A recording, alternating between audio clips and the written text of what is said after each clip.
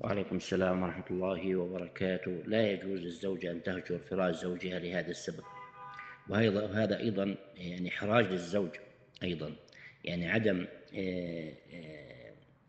المبيت في فراش الزوج لسبب الشخير، هذا يعني إهانة، وهذا ليس بيده أيضا.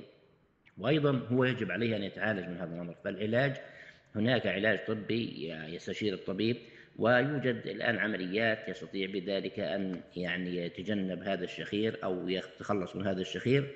ولا يجوز للزوجة لهذا السبب أن تهجر فراش زوجها حتى لا يلعنها الله عز وجل في السماء. فلذلك نقول يعني إما أن تضع سدادات أذن حتى تنام، أو أن يعالج نفسه حتى يعني تستقيم الأمور بينهما، ويعالج هذه الأمور بطريقة يعني توافقية بينهما. لأن الزوج يعني أصبح الآن، يعني ولو وافق أن تبيت في غرفة أخرى، فهو الآن أصبح يعني يتعذر بأعذار ويتهمها بأشياء لهذا السبب. فذلك إذا حلوا هذه المشكلة انتهت المشاكل عندهم بإذن الله تعالى. فلا يفرح الشيطان أيما فرح إلا بتطليق زوجين من بعضهم البعض وهدم أسرة مسلمة.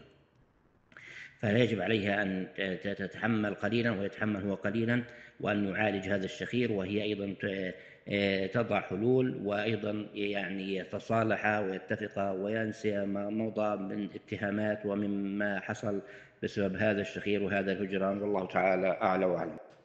وعليكم السلام ورحمة الله وبركاته. لا يجوز